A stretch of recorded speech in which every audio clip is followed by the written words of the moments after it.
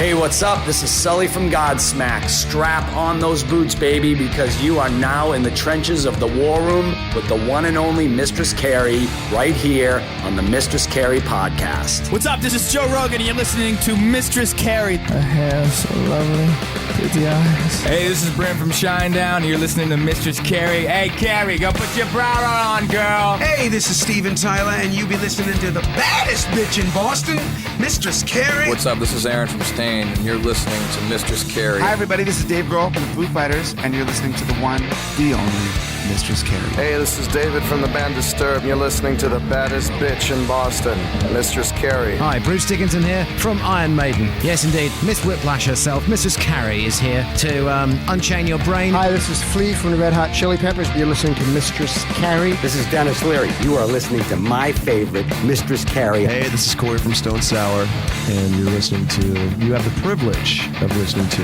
Mistress Carrie. Oh, God. Oh, yeah. Hey, it's Mistress Carrie, reporting for duty from MCHQ for episode 188 of the Mistress Carrie podcast.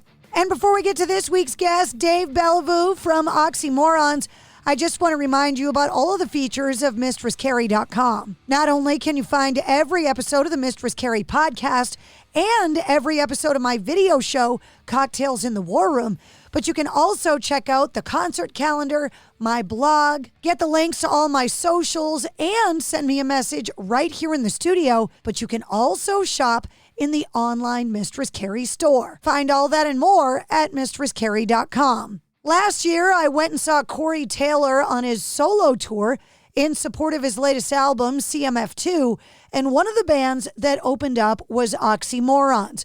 And at the end of the night, that was the band that everybody was talking about. A few months later, I was at a rock radio convention in Las Vegas, and Oxymorrons were part of it. And over the course of the weekend, I got to know D, K.I., Maddie, and Jaffe. And let me tell you what, the guys from Oxymorrons are an absolute blast.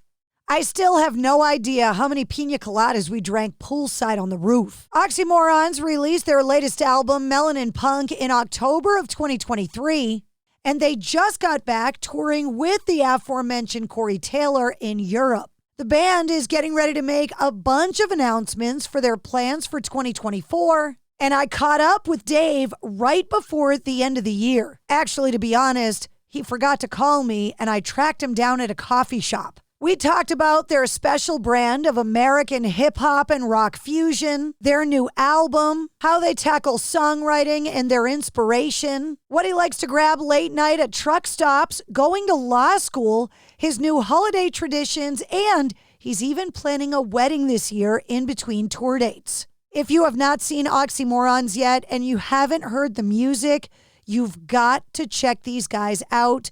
They are amazing. So, allow me to introduce you to Dave D. Bellevue from Oxymorrons.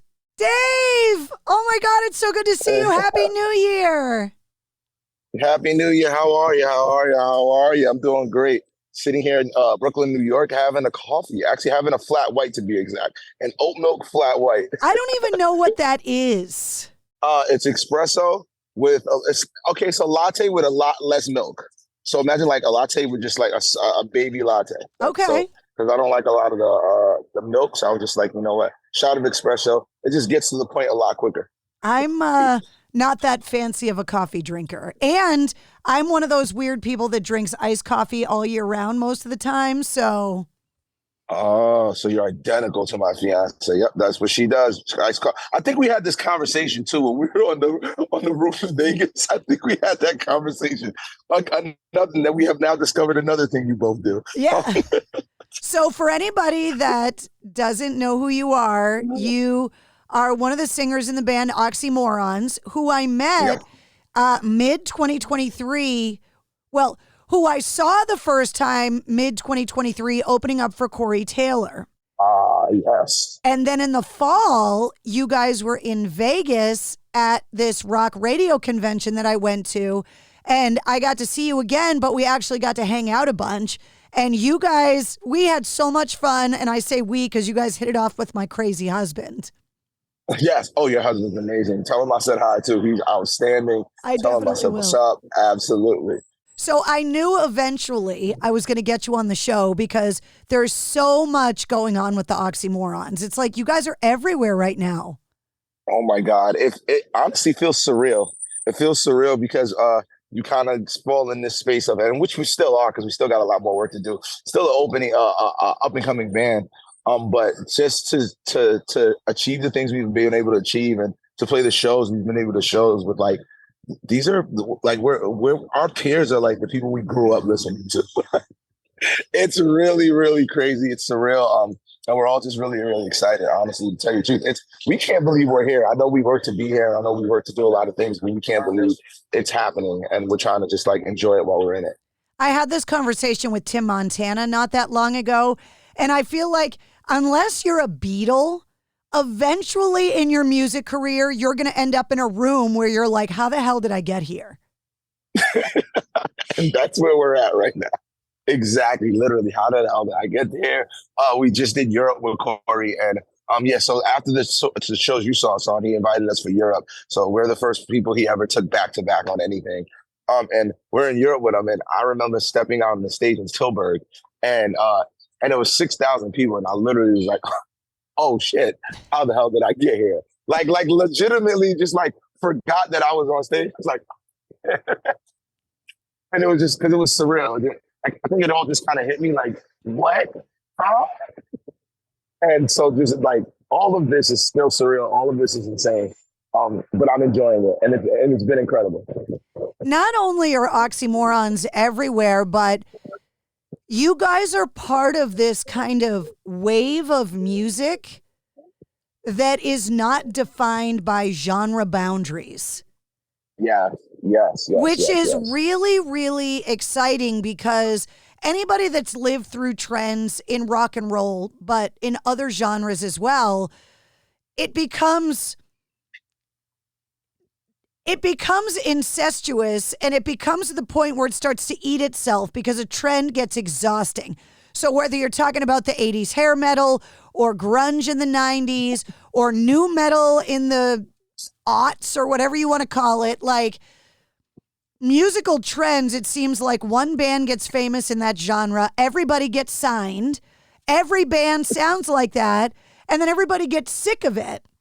And what's happening now is that there's all these bands that are like, well, I'm going to take a little bit of here, and I'm going to take a little bit of here, and we're not going to sound like anybody else. And in 2023 and 2024, to have a band that doesn't sound like anybody else, that's pretty spectacular. Thank you so much. We're proud to be in the space of the genre benders that's kind of reshaping rock music in general. Everything evolves. One of the things that we always speak about as a band is that rock hasn't been evolved due to just we all have the things we love, and there's a bit of gatekeeping, and people just like really sitting in the things that they love, and always understand that as things grow and progress, they absolutely will change. That's inevitable. That's evolution. That's something we're constantly going through right now. Literally, even in this conversation, our lives are literally changing because we're making history as we're in progress with it. So when it comes to rock music, that's how we feel. This is guitar-driven music is in our souls, just like anyone else's. It's just it inspired us to do what we're doing right now.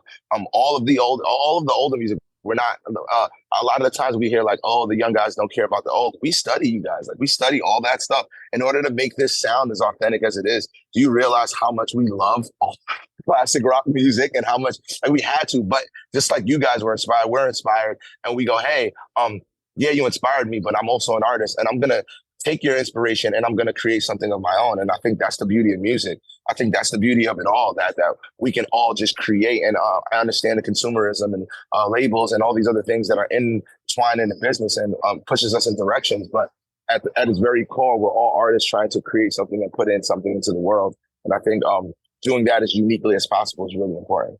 I think to understand the music that you guys make now, I think it's really important to kind of go back a little bit to where the band came from to understand the roots of it.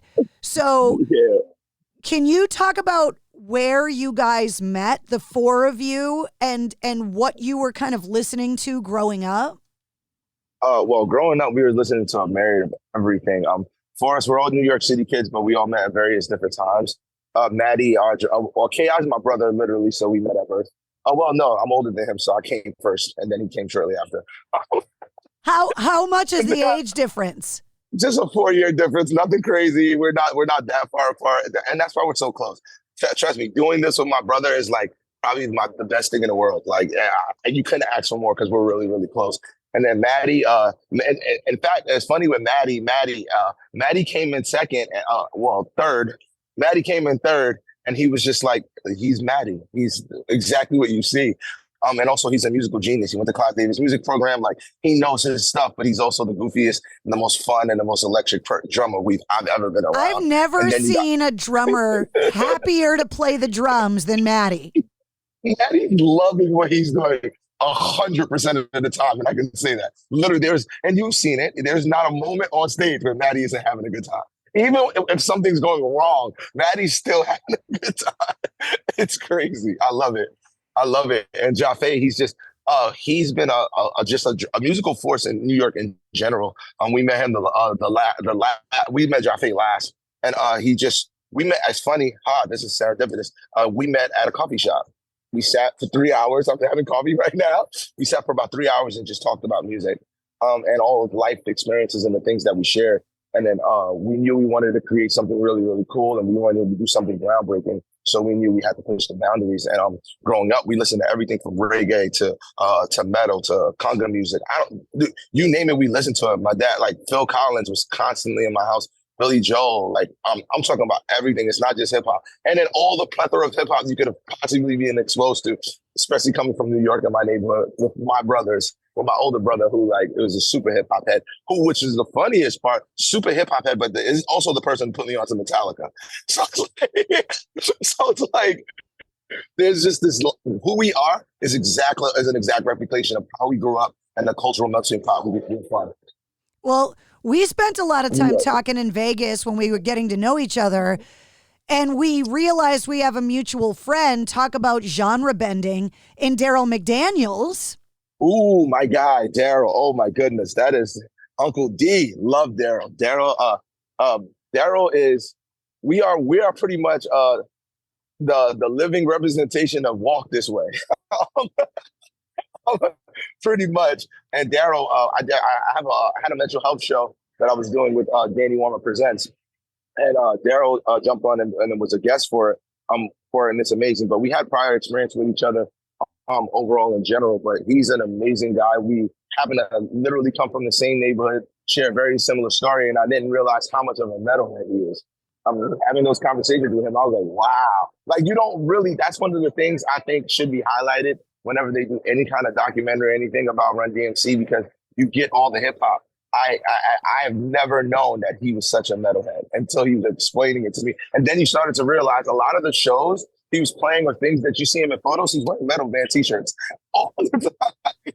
All the time. And I was like, all the time. And he's awesome. He's such an inspiration, and he's been a really good mentor, like just advising us in different ways and giving us advice, because everything we're about to see, he's seen it and he's done it at the most extreme levels and at the lowest levels. He knows the business. So it's really good to have people like that you can just kind of tap into, because this place is wild. Well, you talk about genre bending. Daryl's been on the show many times. He's been a longtime friend of the show. He was one of those guys that when I met him, I was like, how the hell did I get here? That's DMC from Run DMC. Like, oh my God. But being a white woman from the suburbs of Boston, I always grew up with rock and metal. And the hip hop thing got introduced to me through the Beastie Boys and Run DMC. Those were the artists that kind of brought it to us. But Daryl has taken the time with me to really teach me that rock music is where they stole all the beats from in the 70s on the vinyl records, and that hip hop wouldn't have existed without the influence of those old classic rock songs that you were talking about. Absolutely. Oh, absolutely. Those hip hop is heavily influenced by that stuff, because at the end of the day, hip hop was created on an underprivileged lower communities. So there wasn't a lot of instruments. There wasn't a lot of instrumentations. Those were stripped from the schools. And so hip hop was created out of necessity. The ability to sample is created out of necessity. It's not created out of lack of creativity or lack of musical ability. It's due to the fact that, hey, I don't got a guitar. Oh man, I won't have one, but this sample. And then to think of the innovation of being able to say, hey, I'm going to scratch loop this into something that you probably will recognize if your ear is really, really good, or won't recognize at all. And I think that's amazing. And to know that that's what he was sharing with you is incredible, because that's one of the parts of hip hop production that gets underrated, where its sole existence is based off the limitation of instruments. And so to be able to do that without having an instrument is incredible. And it became, at a time when rock was the mainstream, especially in the early to mid 80s, it was the music. And then hip hop kind of unseats it from the throne. But now to see hip hop kind of cannibalizing itself the way that we were talking about earlier, and to see artists now going back and finding roots in rock and roll again. When you see an artist like Post Malone, or, I mean, there's so many of them that either perform with a live rock band or are going back and taking inspiration out of rock and roll again. It's really interesting to see how music has come full circle. Yeah, it's really cool, and I'm really excited for it, because it's the veil is open now. I mean, the veil is broken, and creativity can just go. That's when you're gonna get the most beautiful stuff. Like I said, it's funny because I say this all the time, and I'm good friends with Noah, and he from Bad Omens, and he their sound to me always sounds like if The Weeknd had a metal band. And that's how I hear it. And they're very particular and very, very specific on how they make their music, and very like spot on. So it's like I always respect their craft and what they've done and how they blend the genre. And then you got somebody who like Sleep Token, who are also genre bending and doing it, and they also don't sound like Bad Omens at all. And we don't sound like any of them, and no one sounds like anyone else. And that means we're at peak creativity, because that means we're not carbon copies of each other, which is amazing, which is what you want. And that's what's going to push the genre forward. And if someone were to see Oxymorrons walking down the street and they were just going to look at you guys, they would never imagine that you guys are in this genre bending metal band, right? Nope. And then you see you on stage opening for Corey Taylor. And when I saw you guys that first time play at the House of Blues in Boston, you were the band that everybody left talking about. And you're winning over fans that worship a guy like Corey Taylor. You want to talk about upper levels of metal. Yeah, that's why I said all of this is surreal. We grew up really loving Slipknot, and to just be on these tours, and like Corey texts me, like we text in the morning, like we're in a group text. It's really wild, and he's also crazy. He's like texting me photos of his shoes and random stuff. We're just really, and he treated us so well. Like he's a really great guy, and we're just friends. And that's what's awesome about it. Yes, he's a legend. Yes, he's done all of these things, but and he did that since day one. The minute we were on tour, he just treated us like regular people and like just friends. His doors were open. He was running around in our dressing rooms, cracking jokes, being ridiculous. It was just like, oh my God, I couldn't believe a legend behaves like this, because I thought he was going to be like very serious and like on it. And he was just a goofball the whole time. Corey was just bugging out, having a good time. So, and he embraced us. And that's the thing. We don't look metal, and because I don't believe metal is a costume. I think it's an essence, it's an ethos, it's something that you believe in. It's just like punk, like even with our album, it's called Melanin Punk. We don't call it Melanin Punk because we believe we're a classic punk band. We're not traditional anything. It's just all of these ethos, all of these energies, and all of the messaging behind the music and the culture. We represent it and we live it, and it bleeds in us. And so we put it in our music, of course. That us without heavy guitars wouldn't be the same band. So it's like, we love a lot of different genres. We love a lot of things, but they are core things to who we are, and that will always be there.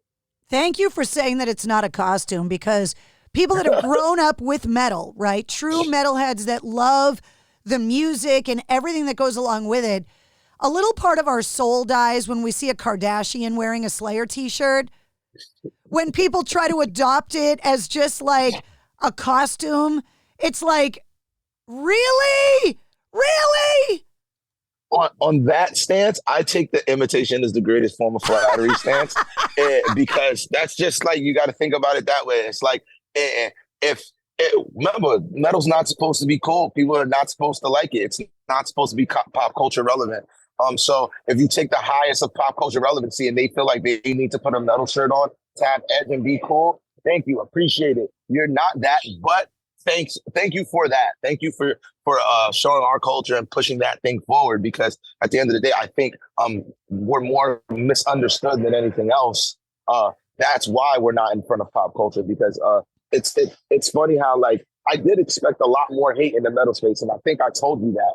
I did expect a lot more hate in the space, but and I did not get it. We did not get it as a band. We came in expecting like this is going to be horrible, and it was not even close to as horrible as we thought it was going to be. In fact, we got a lot more love than we thought.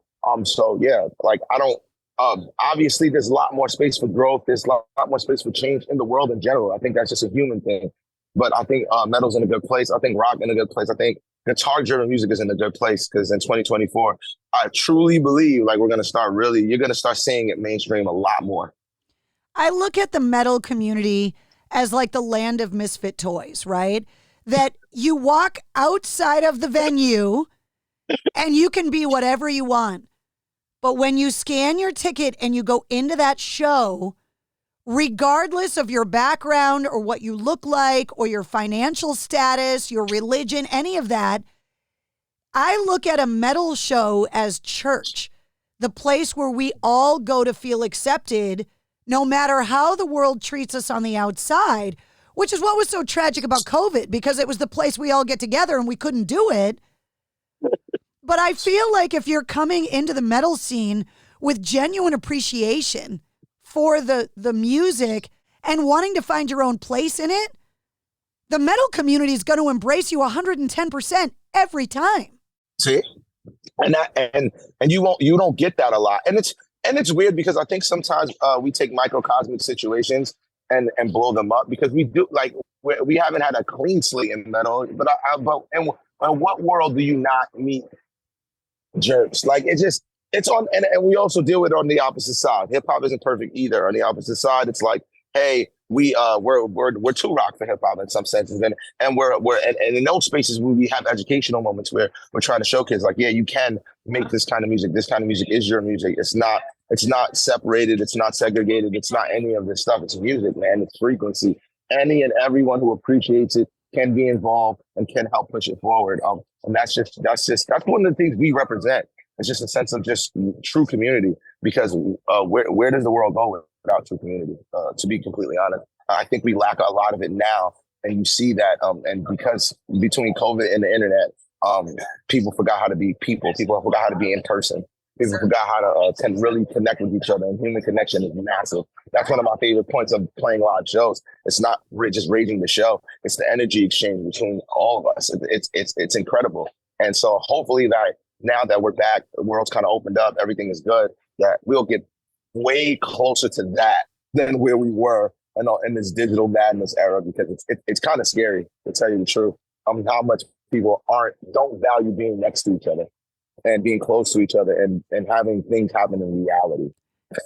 It's really crazy. I read an article recently about Corey Glover and Vernon Reid from Living Colour talking about how they have not been accepted by the hip hop community and the black community because they make, quote, white people music. And the fact that all of that still exists when one of the greatest rock guitarists of all time is Jimi Hendrix, and that rock and roll comes out of roots of the blues, that I just don't understand. I just don't get it. It's the programming and the initiation of, like, realistically media and between the I would say late 80s or most of the 90s, white was very white front facing. Like, if we'll be honest, we, even as a band as Oxymorrons, if I tell you the things that I hear and like even the things we even told, like black guys making rock music isn't commercially viable. I was told that by a record executive. And, like, I won't say the name, obviously, because I could set guys on fire right now, but it's just nuts. And it was like, but also it was just fuel for us to even do it even more, because if you tell me that, I go, that's nonsense. That doesn't even replicate the existence I'm living. So in reality, I'm at these shows and I'm like, hey, these people, so the fans are telling me one thing and the media and the gatekeepers are telling me another. And it's just kind of like, and that's that split middle that you're seeing where it's like, it's been so whitewashed that even Black kids don't believe that they can make it or they have any history in it at all, because that history really isn't taught in music. So it's like, I learned that history because my dad's music, like my dad played music. Like my whole life was surrounded by music. So I know the ins and outs of all that music and stuff. So that's why it's like that. So when you hear people be like, oh, that's white people music, that's because of the perception of it for a very long time and still now is that. That's exactly what it is, to just put it frank. There was a lot of perception back in the day when I started on the air, too, that women couldn't have intelligent conversations about rock and roll on the radio, too. Yeah, I heard about that one. I heard about that one. And do we even have to address this one? Like, sometimes some of that stuff is really stupid. Like that's like, it's like, if you still believe that stuff and you under a rock, and I don't even, it's like, do they still make you? They still make those kind of people? Like, that's crazy. No, that's the way I look at that. Not anymore, but that's how long I've been in radio. and that's cool. And that's what I find it cool. Even like, think about, you've been in radio forever and we're doing this interview and all this stuff. And when you met us and when we was in Vegas, you didn't treat us like the young guys that's new in the space that don't know what we're doing. You embrace the sound, you embrace the fact that this is what we're doing and it's something different. So, and that was pretty much everybody in Vegas. That's why it was insane, because we were nervous. We were nervous to meet all of you. Like, you're like, oh, you're going to Vegas, you're playing, it's going to be all the program director, you got to crush it. And so the bar was set extremely high. And we do have a great live show, but we still get nervous. So that's also why we came out just guns blazing. There was no, we didn't even think about it. We just came out guns blazing because it was just like, if we think about it, then we're going to get in our nerves. And there's no way we're going to misrepresent what we do at all. So anyway, we just had to show up for you guys. And like, so to hear anything about women not being intelligent enough for anything is like, okay, sir, you should rethink everything. Rethink your life. And after you've done that, then let's have a discussion about that, because you clearly, there's a lot of other things in your life that needs to be reworked, but that's the perception you have. It's crazy. I don't even entertain it anymore. I'm just like, you have a problem, and I'm more focused on helping you go through this problem you have. I treat them like sick individuals, because that's what they are. Well, let's talk about where Oxymorrons is different. So if you're talking about a traditional rock band, you're talking about a singer, you're talking about a guitar player, you're talking about a bass player and a drummer, maybe a second guitar player, maybe a keyboard player. But when you're talking about the traditional components of rock and roll, that's what most people think.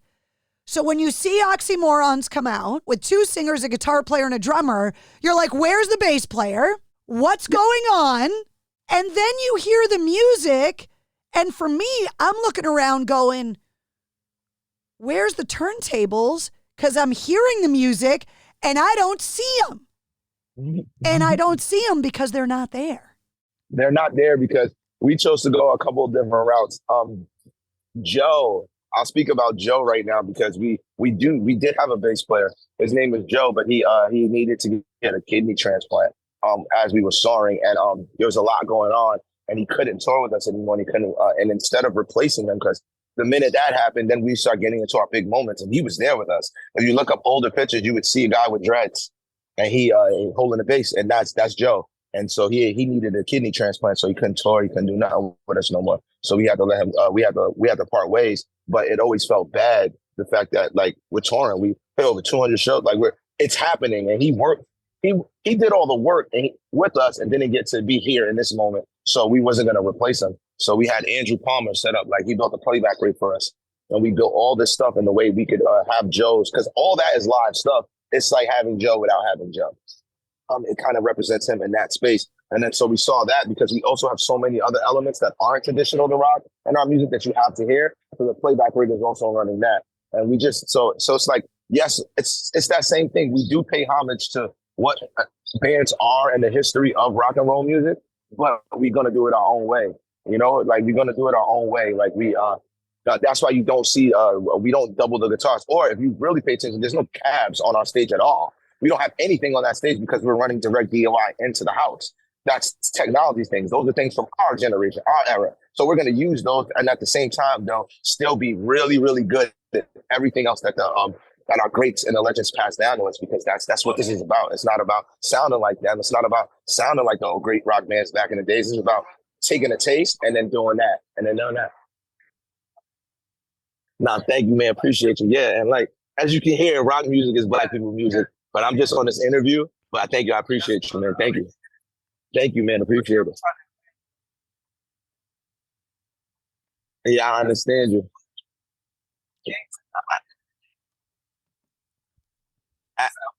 Absolutely. So, exactly. So yeah, if that's something you want to do it. It's that's what it's all about. That's the whole point of everything we do. It's exactly. It's frequency. Thank you. I appreciate you. I'm gonna jump back to this interview. I appreciate you. Thank you, man. Thank you, man. Thank you. See, it's just, you better get used to that happening more and more all the time, dude. It's a weird thing. It's just to get used to that, but that's just different.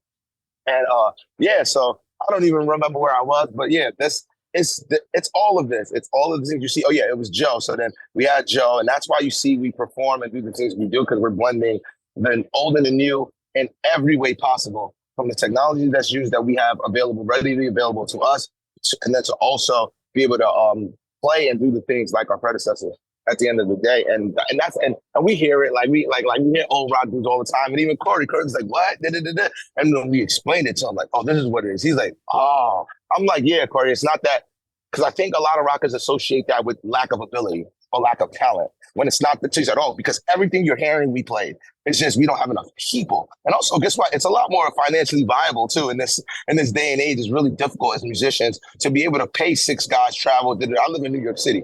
Do you know what it costs to be where this band isn't like as lucrative as it should be yet, obviously, and it's just that. So there's a lot of other factors than that bands do these things. Then hey, we don't know how to play something, so we're gonna fake it. That's not true at all. Like we play. Check us live. You'll know the difference. It gives you a greater appreciation for Corey's other band and having 9 guys in Slipknot and managing all of that.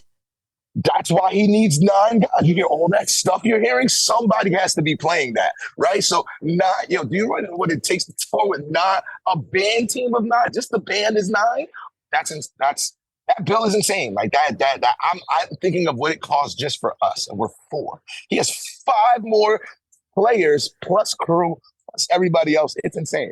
And I think sometimes that's where the fans disconnect comes from, because obviously they don't experience those parts, so they wouldn't know those parts firsthand of like the business aspect of like some of these decisions that are made aren't always creative ones, they're logistical ones. Well, it has nothing to do with the number of band members either, because you look at the guys in Rush, there's only 3 of them and they're making a shit ton of music. Look at that, exactly. And those guys are incredible. And you'll never know who's doing what and what's what in a creative scenario. Because when I learned Caleb from there, who does everything, he plays everything. He's Prince. He's Metal Prince. That's who he is. He plays everything. That's incredible. That's nuts. Legitimately. And so I think some of the bands that impress me the most are the ones that are willing to take chances and be themselves and do something different. And I'm just hoping the old rockers who by most have shown us nothing but love, by the way. I want to make sure that's clear. We've got a lot of love from a lot of guys. Randy from Lamb of God, a lot of people have shown us love. It's just so that older rockers understand, like, you were once us. Remember that. Because when you were making your stuff, that was groundbreaking. That is groundbreaking. That was changing the scope. The older folks were looking at you like you were crazy. So think about that when you're thinking about us. That's all it is. It's just a changing of the guard. That's it. What's crazy to me is that I've been around for so long that I did one of Slipknot's first interviews ever. That's crazy. And now they're eligible for induction into the Rock and Roll Hall of Fame. Didn't know that. They should. If Slipknot don't get in the Rock and Roll Hall of Fame, burn the whole thing down. Burn the whole thing. Just throw the whole list. Throw the whole list away. Just throw it away. It would make no sense for that. What they've contributed is like, it goes without saying. It shouldn't even be a question. It's 25 years from the date of the release of your first album. So they now qualify for induction. Oh my goodness. And the votes are going to go through the roof. I really don't see that. If that doesn't happen, I'll be shocked and heartbroken.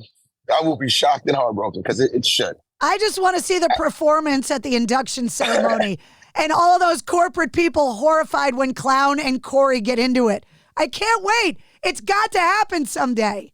Oh, rattle some corporate suits. They'll be all right. They could let go of the 38th floor syndrome for a little bit. They could come hang out with the underdwellings. They'll be fine. One of the things that I took away from your performance is, well, two things. One, that you spell oxymoron with 2 R's because they're free. Yes, they are. They are absolutely free. Same thing with Carrie, 2 R's because they're free. Well, we spelled it with 2 R's because we had a little trouble negotiating the one R name with the original Oxymorrons. So we decided, hey, we're not going to pay the ridiculous fee that we were told to pay, which is $25,000. Not really a thing a band is trying to shell out, especially a young one. What are we talking about here, guys? And so we decided that we were just going to put an extra R on it because, like you said, R's are free. And so we decided we're going to be Oxymorrons with 2 R's.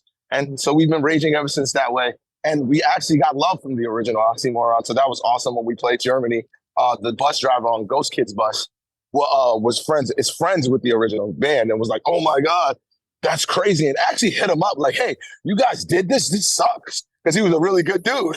And then he got the story like, no, such and such was going through a hard time and all this other stuff. There was so much things going on. So, but love was set in a nutshell. And it's awesome because that's what this is all about. And that's what I mean about community. It's all good. Nothing is forever. So why latch onto it in any kind of way? So it's been cool. So yeah, we're 2 R's, not 1. And the other thing that struck me is when you guys started talking about your backgrounds and the law degrees. Because one of the things I always ask bands is there's got to come a time where you sit down with your folks and you tell them you want to be a musician. And your parents had these dreams of you becoming a doctor or a lawyer, and you tell them you want to be a rock star, and they're like, ugh. And you guys did that, and then you took it away from them. Listen, man, we said it. It's in the blood. We could try to pretend this isn't who we are. We could try our best to assimilate into the rest of the world. It doesn't work. So, and I understand why. So my mom did not, this music is not going to be, she doesn't think it's a viable career plan. And she's right, rightfully so. We are insane to think that we're going to jump into a business that has a 2% success rate and we're going to fall into that 2%. But we don't care. We love this. Right? We're going to go in with a 98% possibility of losing. So she was like, no, we're not going to do that. So I went to law school, got my degree. All of us got various different degrees. Maddie went to NYU. He's from music technology. And so we all did that and then said, hey, told you we could do it. Now we got to go do this. And that's literally what I told my mom, showing her the mandate, all of his paperwork. And I was just like, hey, I can do this. I told you I could do this. I got the degree you wanted. Now let me go do this because I think I can do this too. So she's really, really proud of me right now. She's really proud at the fact that she was like, I wanted something and I'm working for it. And that's what she taught me my entire life. If you ever want anything, nothing worth anything is ever going to be easy, but it's always worth it if you earn it. So that's what I've always done. I talked to Clint Lowry from Seven Dust a while ago, and I've known those guys for 1,000 years, and they've had their ups and downs with labels, managers, all of that kind of stuff. And I asked him, can you, if you could go back and give advice to your younger self, what do you wish you could have done differently? And what he said was, I wish that we had 1 or 2 people in the band that was better at reading contracts and legal documents. And you guys are custom built with that ability. Well, it comes in. It comes in and as a bonus. Being able to redline a contract before you send it to your lawyer can save you a lot of money. save you a lot of money. And then also multiple eyes on things and multiple legal perceptions on things is how things get done properly. So being able to have that knowledge, and also we're in meetings, not like your average band. We're not really thinking about things in a way of like just the creative side. We're really strong tenfold in on the business aspect. You can even ask Ron from Mascot. Like, he's my guy. We deliberated for a very long time about the back and forths, and I love him. Thanks for the radio program. And sorry we were such hard asses during the actual negotiation phase. It was that's just how it is. And we look at things this way, and we get that. We were told that all the time. Bands don't normally operate the way we operate. Because normally it's not that. Most of the time it's a creative space where most musicians went to school for music or something creative, whereas I was forced to go the opposite direction. And like rightfully so, I'm pretty good at it. I like it, and it's not like I wasn't forced to the point where I was doing something I can't stand. I think law is interesting. I think our governance system is very, very interesting. And I've always liked it. So why not jump and get a degree in that space to cover me, just in case I don't land into the 2%. Now that I got you on the show, I got to ask you some of the questions that I always ask the bands that come on. So first of all, you spend a lot of time on the road. You stop in the middle of the night at a truck stop somewhere. What's the go-to thing when you stop at a truck stop in the middle of the night? And what's the weirdest thing you guys have ever brought on the bus that you grabbed in a truck stop? Because truck stops at 3 a.m. are insanely fun. Oh my God. Oh, we've got a couple. I think my go-to at any stop at any given time, anywhere, is gummy bears. Listen, there are certain things that I will absolutely, and you can always get them at truck stops, but you got to pick the right flavors. I highly endorse. Yes, I'm using the word endorse. I highly endorse Black Forest gummy bears, please. And anytime you want to debate on this, hit me. I'm online. It's me.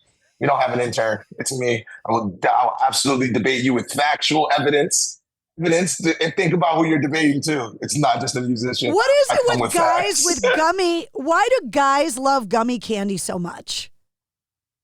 Because they were pretty. Women have been stuffing them in our faces since we were like children. How do we not like them? Think about that. You've been eating this since you're 3. That's why we all love gummy bears. It's like you forced the addiction on us, Eric. You forced the addiction on us, and have don't remember. My mom says the same thing. Why you like so much gummy bears? Because you bought them for me all the time at the store, Mom. That's why I love them. Give me your worst Spinal Tap moment on stage, where something just ridiculous went wrong that was totally, getting trapped in a pod. Have you guys had that yet? Has somebody fallen off the stage yet? No, we haven't had fallen on the stage. We had the power go out. We rocked so hard. Actually, the first show of the Corey show, by the time we were playing, we were in mid through Green Vision and the whole time building. We had to stop, talk for a little bit in the dark. We had a moment and then we went right back to it. That was crazy. So that was a nuts one. But I think one of the toughest was I had this little skull on my shoe. And I like throw little trinkets all over me when I'm performing. It's cool. I like the way it looks. Function wise, that day it sunk me. That skull had a little chain around it. That little chain around the skull, I don't know how this happened, wrapped around the mic cord. That said, mic cord decided to say, "Hey, Dave, you're not going anywhere." And you've seen our live show how much we move. And I didn't know that at first, so I almost took I'm talking, if I didn't catch my balance, I was flying literally off the stage, and it was one of those stages where it's really, really, really hot. And I was like, "Oh my God, I'm gonna die." But I was cool. We figured it out. No one knew that was happening. No one even knew. And then I got Trey's attention, Trey's our TM, and he literally came on stage with a knife and cut it off of me. And then we went back to rock. What was your first concert ever? Oh my goodness, my first concert ever. First rock concert, first any concert, doesn't matter. Oh, first any concert ever was Kanye West, which is funny. It was the funny thing is, first concert ever was Kanye West, but why it was special to me wasn't even about Kanye. We came for Kanye, whatever. I was brought for Kanye, but John Legend opened and he played Ordinary People. And if you know that song, and it was like, that was the first time I ever heard it. It was the first of everything. And I was in there blown away by him on a classic, just like grand piano, nothing else. And the way he galvanized, I think we were upstate, we were in Utica, New York. And I remember getting taken to the concert and I was just blown away. And I was young and I was thinking like, yo, this is, wow. I've never experienced anything. I didn't see a voice carrying that kind of way live. And then it made me fall in love with music even more. And that's so I tell people that story and they're like, what? It wasn't even about Kanye. Nah, he was all right. John Legend, who opened the show, was next level. I never saw anything like that in my life. John Legend could sing the panties off a nun. Easily. You know what I call him? There's certain people. There's him. There's Bruno Mars. There's certain people that I go, don't leave these guys with your girlfriends. They're on that list. No matter how cool you are, they're cooler and they know exactly what to say. Exactly. I preface this question by saying that I never would have asked such a ridiculous question. And then Geezer Butler from Black Sabbath let it slip that he had 13 cats and 5 dogs. And when I asked him how he keeps track of all of them and how he comes up with names, Geezer Butler told me that he names all of his pets after gangster rappers. Okay. I need to know these names now. Oh my God. Like all of them, Missy Elliott, Biggie, all of them. And he rattled down a list of hip hop artists that he names all of his cats and dogs after. Oh, that's great. Why is that not written everywhere? Why is that not publicized more? These are the things crazy. You That's learn on the awesome. Mistress Carrie podcast. That's why. So now I ask every artist what they name their pets, and I call it the Geezer Butler question because of it. Oh my goodness! I'm mad that I didn't think of that and name my pets like that. Like my dog is Karma. I thought I went with the karmic name, not like that. That's wild. That's amazing, and I like the fact he threw Missy Elliott in there. That's a fun one because Look Alive. The way my voice cadence on the second verse of that is inspired completely by Missy. That's who I said when we were in the studio recording the song in my mind when I was going to write that verse. I said, what would Missy do on this record? How would she attack this? And then I attacked it like she would. So she's very influential. We were talking about, women fighting to get into genres. And for me as a woman in rock, not knowing the idiosyncrasies of the hip hop community, I look at Missy Elliott as being a vanguard, somebody that just kicked doors open. So when she got nominated for induction into the Rock and Roll Hall of Fame, I was like, she's got to get in there. Another one, because I don't think people realize how much she wrote, how much of a writer she is, how incredible she's an incredible artist. Like even. I can't even limit her into most of her success was hip hop, but it's just her pen, her ability, her talent. It speaks for itself, and that's why melodically everything she does, she's influenced so many artists. Even Lil Wayne has said it. Lil Wayne says it all the time how much he has inspired and influenced by Missy. So to have a woman of her caliber, as we say again, people say women shouldn't have a voice in things. Do y'all realize, guys, let's just be real. Let's think about let's put it out here, guys. Erase women. Erase them. How would this world be? I tell people all the time, rock and roll wouldn't exist if women weren't bitches. You guys just keep writing songs about us. Everything, it would be a bunch of smelly dudes running around fighting each other. That's what they would be doing. Because most... We buy nice cars, we put on clothes and cologne, all of these things to attract women. You don't buy cologne and be like, oh my God, I'm just gonna love this. That's not, guys, we don't do that. We really don't do that. So let's stop lying to ourselves about this world that women don't revolve in. Like, what are we talking about? The point that we are here relies on them. So let's just throw this whole concept out the window because it's ridiculous. You guys just came through the holidays. What tradition, what meal, what music, what says the holiday season for you? Honestly, something recent has been spiking the holidays because my fiance's birthday is Christmas Eve. And then so we've spent a lot of time going up to our families. And in Italian tradition, we were making like pizzelles and stuff like that from scratch. So that's my new thing that I've been enjoying. It's been insane, and it's cool just to see them, how it's made, how it's pressed, making them from scratch. Her dad presses them, and we do it, and it's been incredible. So that right now is the new Christmas tradition, other than growing up where my uncle would dress as Santa Claus and get it crazy in it. And we always say that as far as tradition, in my household, on my side of the family, we always open our gifts at midnight on Christmas Eve. So like literally at midnight, everyone stays up. The kids who can actually stay up, like actually not fall asleep, get to open their gifts and extra early. So that's always been the tradition. But the new one is pizzelles right now. I'm so glad that you love pizzelles because anise flavoring, that's what Christmas tastes like to me. You cannot beat it. They're amazing, and really, I gotta relax because I can't be gaining that kind of weight. Italians, y'all, oh my goodness. Oh my goodness. You're marrying into an Italian family. You're going to eat well for the rest of your life. Oh, won't stop feeding me. You have to run from food. You have to literally run from food. And we're going to cook for you if we're mad at you, if we're sad, if we're happy, like depressed, overjoyed. It doesn't matter. We cope with every human emotion through food. And I have learned this. And that's why I have to stay extra active.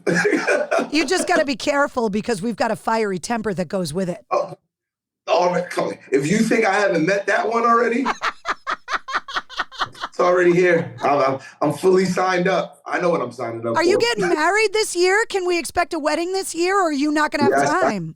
Yes, that's what we're trying to plan it now. Trying to plan a wedding in the mix of touring, nonstop is really nuts. But that's life. One of the things I've learned, life doesn't stop for you. And so if the things you want to do, you just have to do them. I know a lot of musicians, we always fall under the veil of like, hey, regular life things will happen after we blow up, when in all actuality, like it can happen simultaneously. Like you could live your life. It's all part of it. And plus it'll mix with some good music anyway. What's the plan for the band in 2024? I'm assuming we're going to get some concert announcements soon. Oh yeah, you're going to get a lot of concert announcements. We're just going to be touring, pushing Look Alive a lot more. There's different renditions, different things, a lot of cool things coming, a lot of music. So there's a couple of things that I'd like to say and I would like to announce and say things about, but I can't. So I'm gonna. And I'm really bad at keeping secrets, thus the microphone. So don't tell me anything you don't want people to know. This is the right place to keep a secret. Don't think that's where it is, but no, we have a lot of plans. You will get some more music. You will get just a lot of visuals. A new story. We've got a lot to say. We've experienced a lot in the last 2 years, and it's just you'll see some transitions, and you'll hear some things that you'll really, really love. And before I let you go, I ask every songwriter on the show, because I'm fascinated by the gift of songwriting, the process, which I just do not possess. So can you give me an example of a song by any genre, any artist, any era, that doesn't matter, that you think is a perfectly crafted song, and break it down as to why you think it's perfectly written, like a song you wish you wrote? Oh my God, this is a good question. Oh my God, this is a good question. A song I wish I wrote. This is actually good. A song I wish I wrote. This is a hard one because there's so many songs that I love and I think are perfect, but I gotta pick one.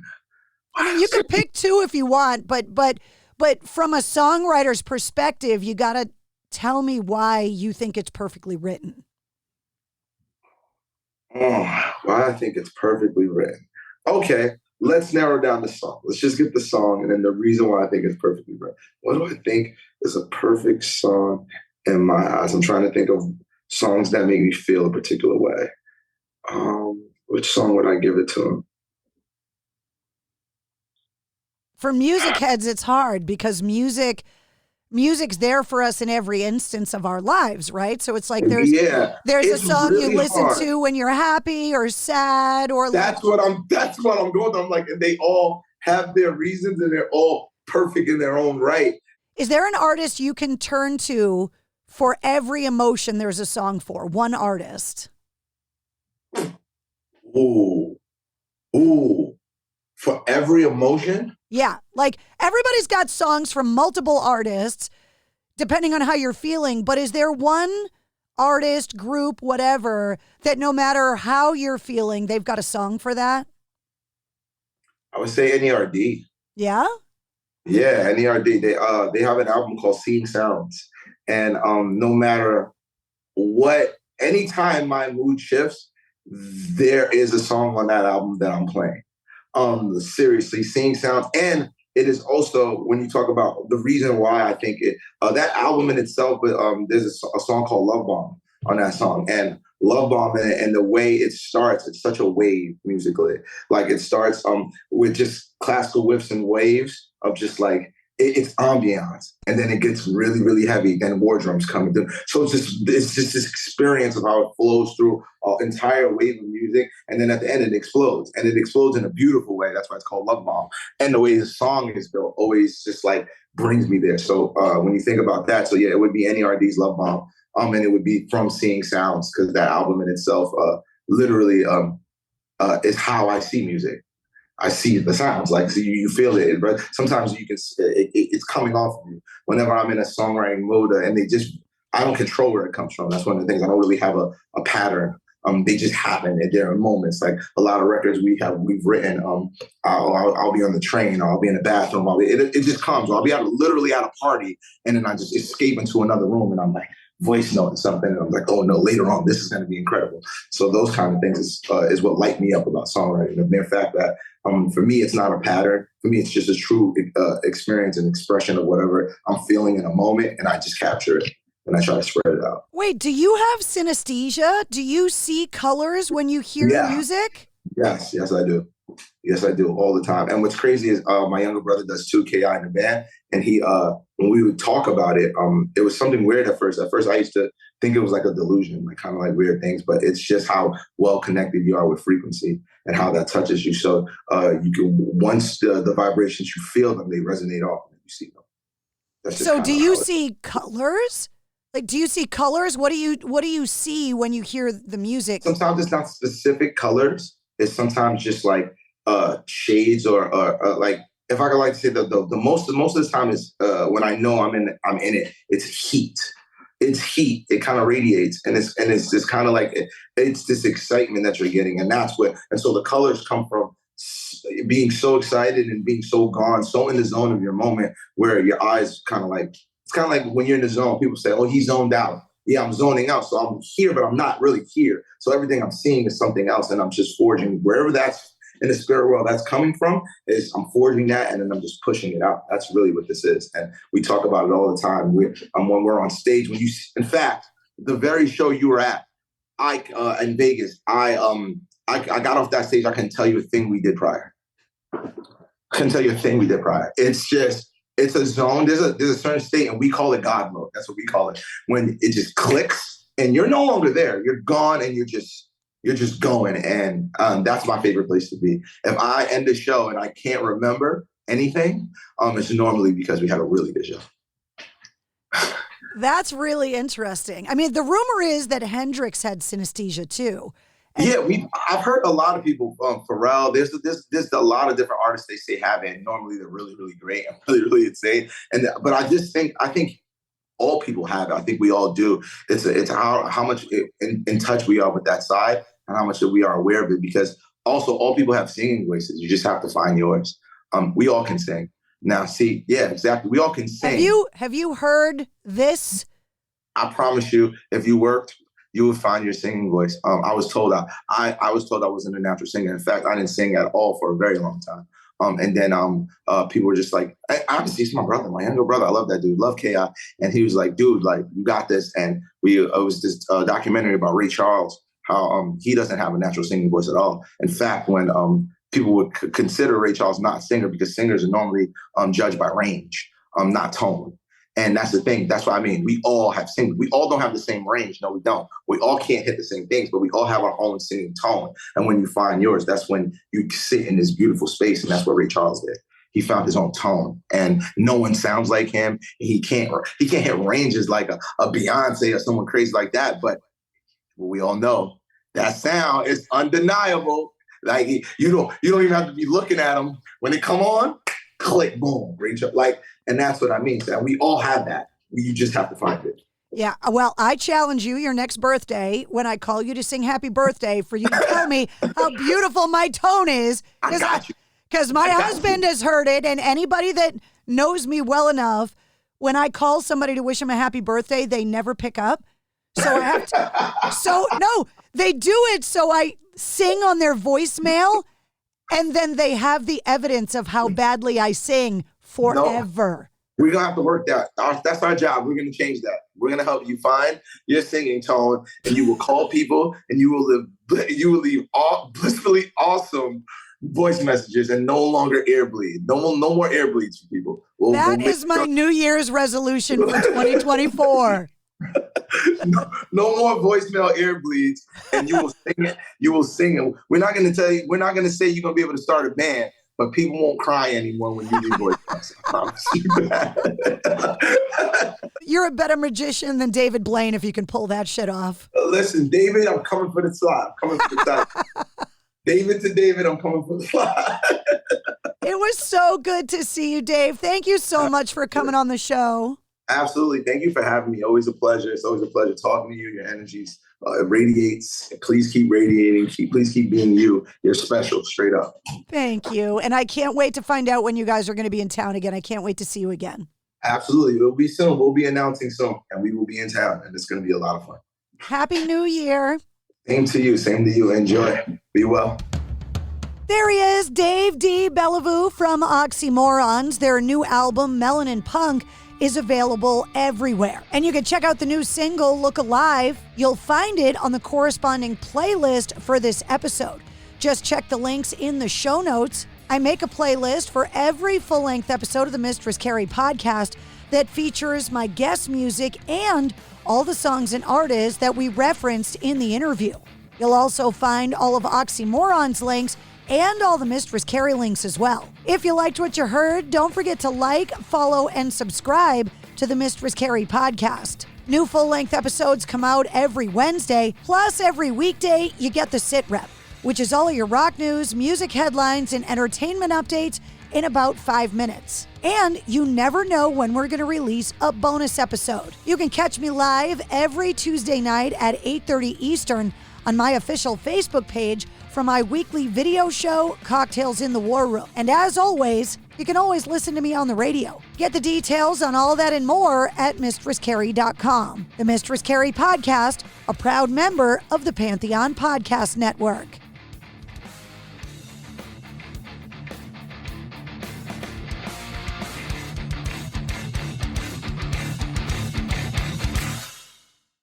To celebrate joining Pantheon Podcasts, Rock Camp, the podcast, the official podcast of Rock and Roll Fantasy Camp, is giving away a guitar signed by Mike Portnoy of Dream Theater, Marty Friedman, formerly of Megadeth, and legendary shredder Zakk Wylde, plus our rockstar counselors like Vinny Appice, Monty Pittman, and more. To enter to win, simply follow, rate, and review our podcast on your preferred platform, and that's all you have to do. For more information, go to rockcamp.com/podcast.